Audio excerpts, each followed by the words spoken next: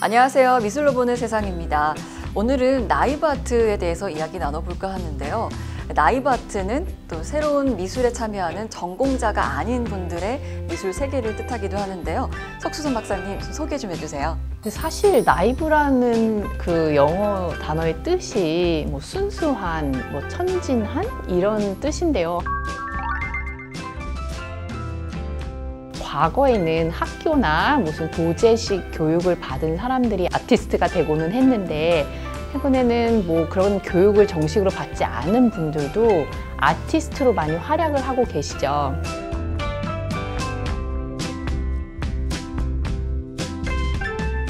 쉬운 예로 최근 연예인들, 배우라든지 그런 분들이 뭐 아티스트로 변신을 해서 화제를 많이 끌고 있고요.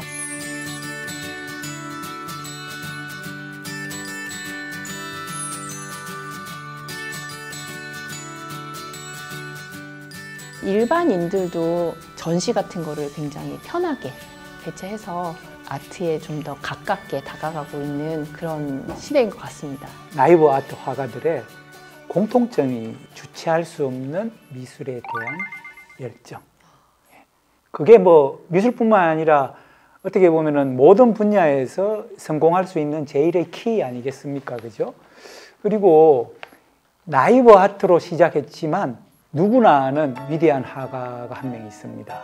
바로 폴 고갱입니다.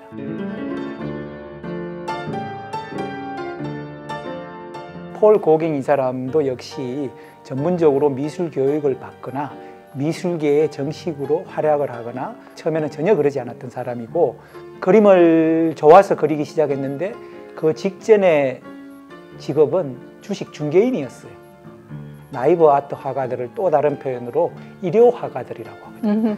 일단 정식 직업이 있고 자기가 취미 삼아 자기가 좋아서 휴일에만 나가서 그린다고 해서 일요 화가라 그러는데, 고갱도 일요 화가가 출발이었어요. 물론 그러다가 고갱은 완전히 나중에 뭐 가족과도 결별하고 따로 살면서 그림의 세계에 전업 작가로 완전히 뛰어든 경우입니다. 전업 작가의 세계에 뛰어들지 않았으면서도 지금 현재 아주 높게 평가되는 대표적인 화가가 바로 앙리 루소라는 사람입니다.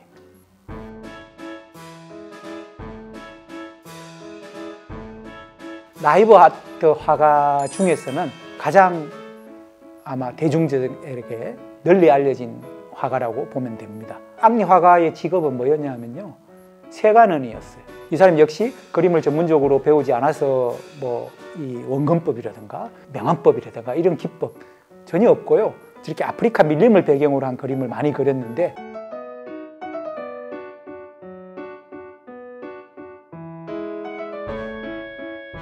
실제 기록을 찾아보면요, 전혀 해외로 출국한 적이 없는. 근데 어떻게 저런 아프리카의 식물들을 그렸을까 하고 나중에 알고 보니까 식물원을 굉장히 열심히 갔대요.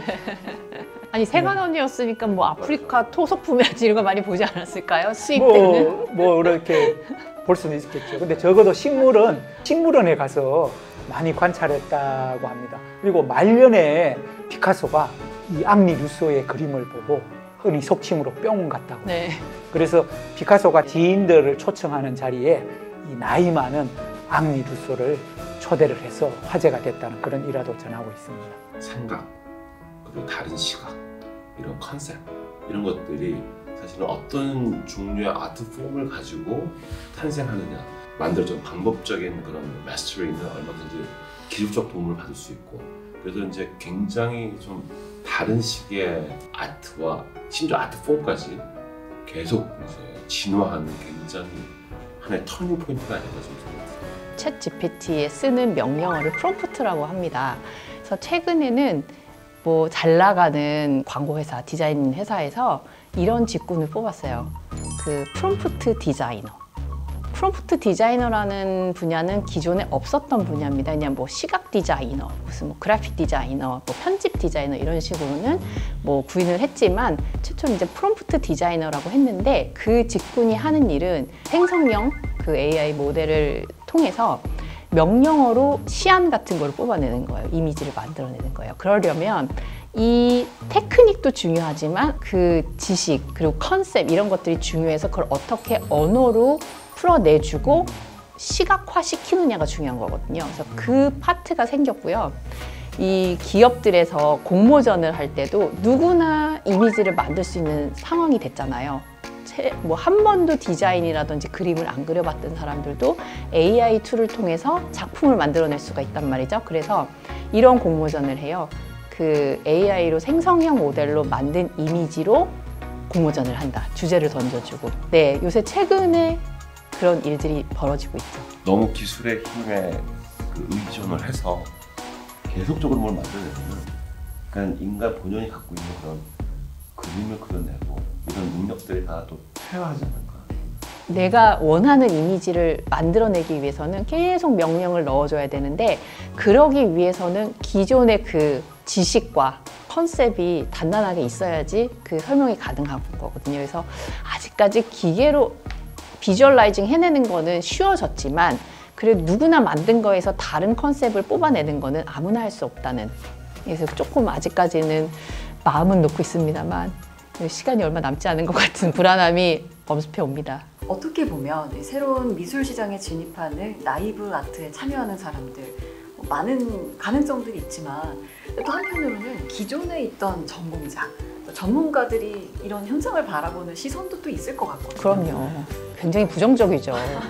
내가 여기까지 오기 얼마나 힘들게 사고하고 했는데, 근데 사실 저의 개인적인 경험은 저는 정말 이 스텝 바이 스텝이라고 그러죠. 입시 미술부터 시작해서 미술을 전공하고 또 뭐 전공도 바꿔가면서 다양한 이 분야의 일을 해오고 이제 있는데요. 제가 그 처음에 미국에 가서 수업을 받았을 때 제일 힘들었던 점은 그 어렸을 때부터 익혀왔던 입시 미술의 거기에서 벗어나지 못하는 거예요. 누가 봐도 한국 사람이 그린 그런 스타일들이 정해져 있는 거예요. 근데 이제 외국에서 자유롭게 그냥 입시 미술이라는 건 잘 없고 그냥 미술을 좋아하는 애들이 보통 대학까지 오는 경우가 많잖아요.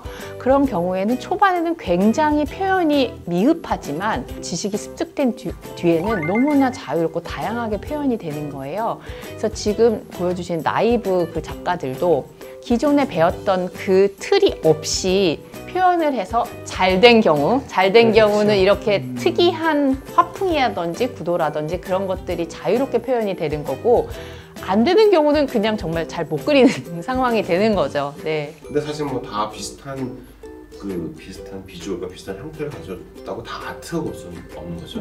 그 아트는 어느 정도 레벨에 그 밸류가 있어야 되고, 밸류 애디드가 있어야 되고. 제가 제 지인들 중에 작가들이 많아요. 전문 작가들, 전업 작가들. 그래서 물어봅니다, 가끔. 어느 연예인들이 지금 완판됐다는데 어떻게 생각해? 그러면 되게 기분 나빠서 그건 취미지라고 얘기를 해요. 잘 그리고 그냥 취미라는 거죠.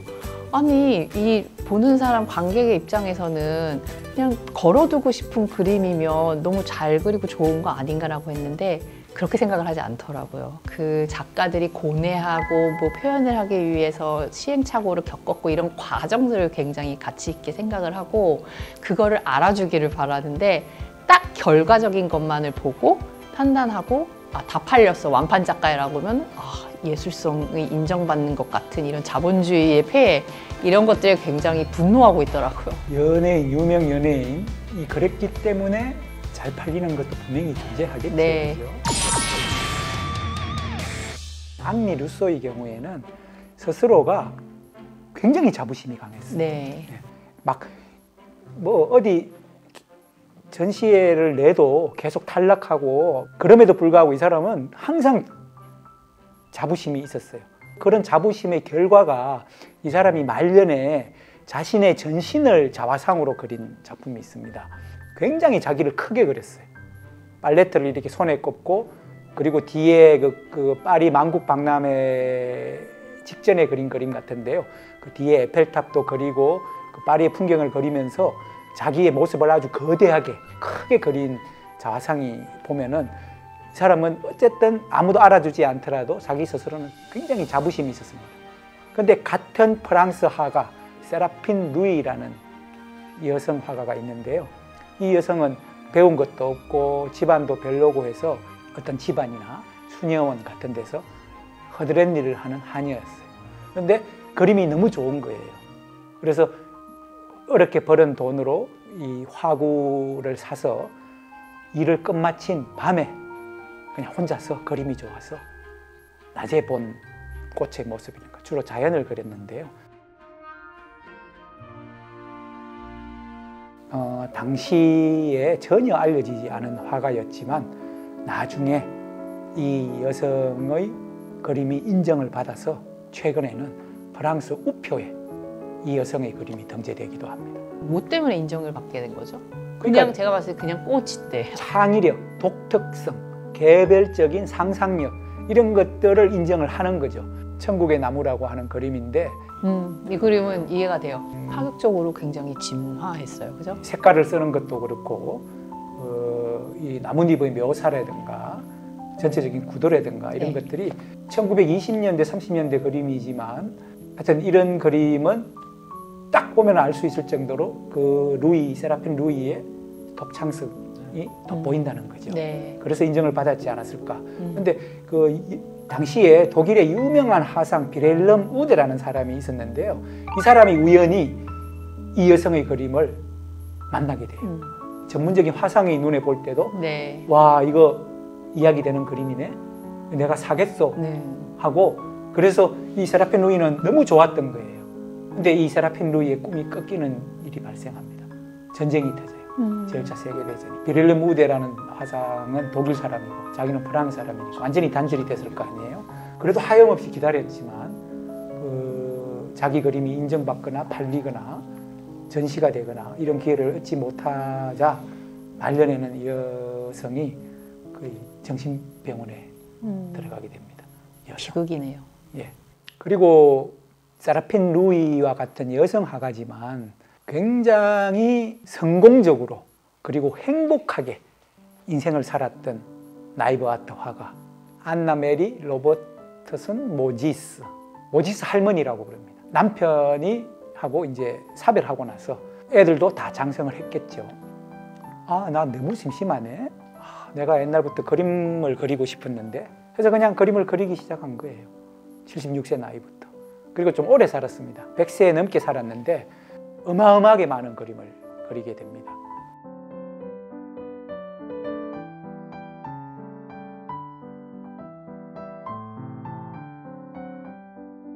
근데 동네에서 아주 그 시골, 미국 시골의 한적한 데에서 살고 있던 분이었는데요. 우연히 맨하탄의 화상에 눈에 들어가게 돼요. 눈에 띄어야 돼요.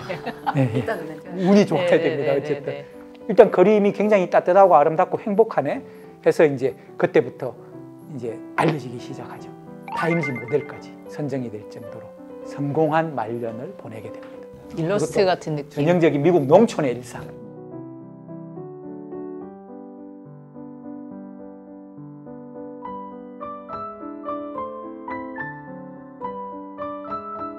그림 자체도 너무 나이브하고요. 나이브 아티스트가 만든 굉장히 나이브한 그림들.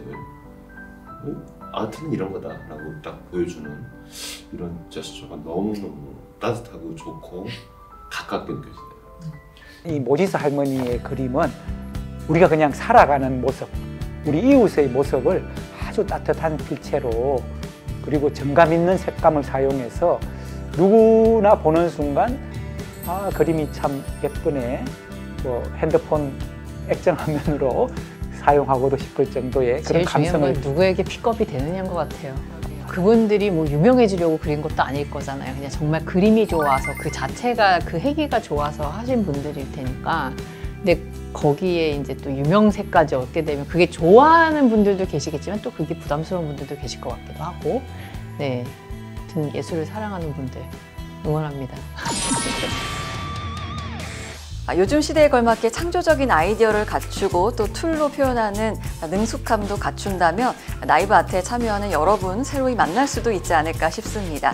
저희는 다음에 또 다시 인사드리겠습니다. 고맙습니다.